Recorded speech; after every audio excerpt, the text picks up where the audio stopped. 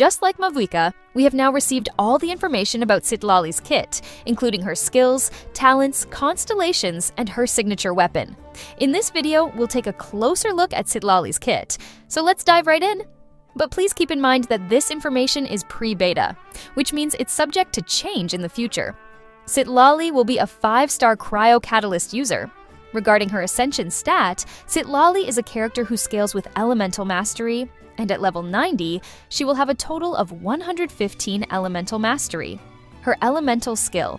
After casting her skill, Citlali summons a construct and gains 24 points of Night Soul energy, generating a shield that scales based on her Elemental Mastery.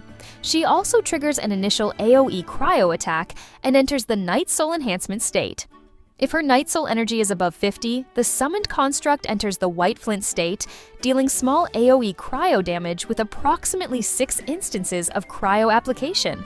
In the White Flint state, the construct consumes 8 Night Soul energy per second. Once the Night Soul energy is fully depleted, the construct disappears.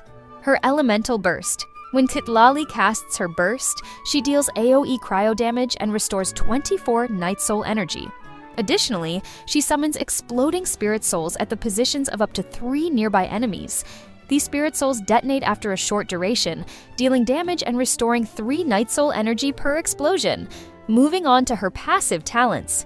Passive Talent 1, Freezing Flames, triggering Freeze or Melt, reduces enemies' Hydro or Pyro resistance by 20% and restores 16 Night Soul energy to Citlali. This effect can occur once every 8 seconds. Passive Talent 2, Mastery Synergy, increases elemental skill and burst damage based on Citlali's Elemental Mastery. When nearby characters trigger the Night Soul Burst, it restores 4 Night Soul energy.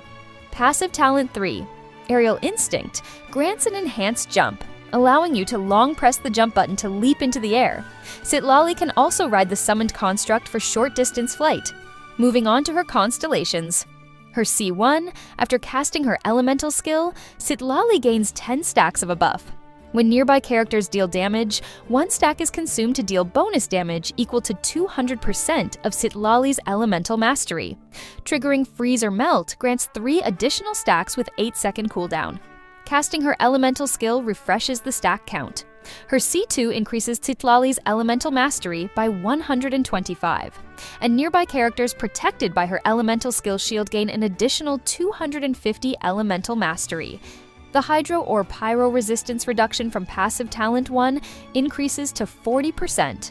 Her C4, after casting her Elemental skill, when the construct hits an enemy, an additional Exploding Spirit Soul is summoned. This explosion deals damage equal to 1,600% of Citlali's Elemental Mastery and restores 16 Night Soul energy with a 8-second cooldown. Her C6, the construct remains in the White Flint state indefinitely, even if Night Soul energy is depleted, allowing continuous cryo application. Upon casting her elemental skill, the construct consumes all Night Soul energy and enhances fire, hydro, and cryo damage for all nearby characters. For each point of Night Soul energy consumed, a 1.5% elemental damage bonus is granted, up to a maximum of 60%. And similar to other characters, her C3 and C5 constellations increase her elemental skill and burst levels by 3. Now, moving on to her signature weapon. Although we don't know the name of her weapon yet, we do know its stats. At level 90, it has a base attack of 542 and provides 265 Elemental Mastery, with an additional 100 Elemental Mastery from its secondary stat.